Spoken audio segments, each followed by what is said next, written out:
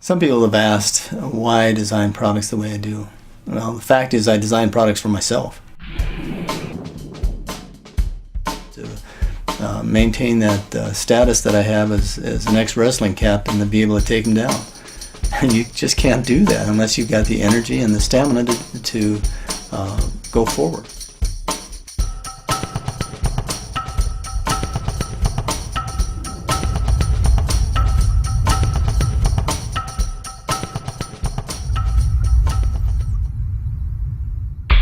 What is a T cell? Well, a T cell is an immune cell. It's really the general that directs the rest of the immune army. But the T stands for thymus. In other words, these cells are trained in the thymus gland. When a T cell is first born, it's born as a very immature cell that's released from the bone marrow, travels through the bloodstream to the thymus, is then educated and differentiated, and at that point it should be able to read the transfer factor message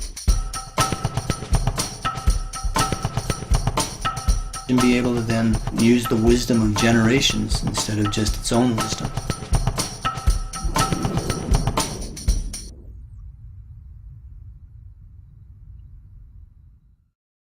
Transfer factor had originally been discovered in 1949 as an extract of white blood cells. My initial investigations into the immune system began in the mid-1980s when we were looking for ways to create a more effective vaccine for AIDS. Many of the things that we were using were not stimulating the immune system effectively, and so we looked at adjuvants that would be able to be added that would enhance the immune system response to the vaccines that we were then developing. I began with a group and looked at transfer factor and what that was.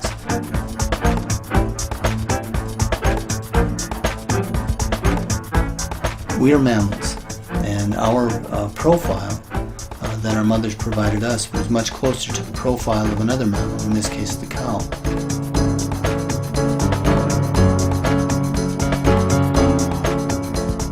So we use the cow as a surrogate mother because not only does she provide us transfer factor, but she provides us other components that are not species specific that can be used by humans and to great benefit. And so these are called the proline-rich polypeptides. When we looked at designing this new product, one of the things we asked ourselves is, when does transfer factor fail? The problem is that the thymus by nature is designed to develop until you reach puberty. Nature understood that we'd be staying in one place, and by the time we were 11 we should have known all the germs in our environment, and so that at that point she could shift her energy away from immune development and immune defense and understanding to reproduction. Well, the problem with that is that we travel. And so in order to work in an environment that's constantly changing, we need to have a thymus gland that functions.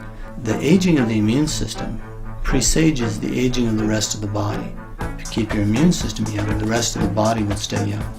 One of the most dramatic experiments that was done with that was in a case where the thymus of a young mouse was removed and surgically implanted in an old mouse.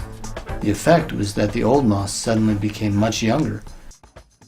And so we need to look at how to support that gland, how to allow ourselves the ability to produce competent T cells that can use the transfer factor message. And the best way that's been found to do that is to actually use thymus supplements. 12 years ago, when I began to work with transfer factor, we were able to design many products that were very beneficial. But in 10 or 12 years, science moves ahead in leaps and bounds. Taking that new knowledge and being able to then couple active components like the transfer factors, the proline-rich polypeptides, the phytoplanktons, we were able to create a system of supplementation that allows us to support all the primary functions of the body, the ability to maintain an effective antioxidant shield, the immune system, and also the efficiency of our metabolism.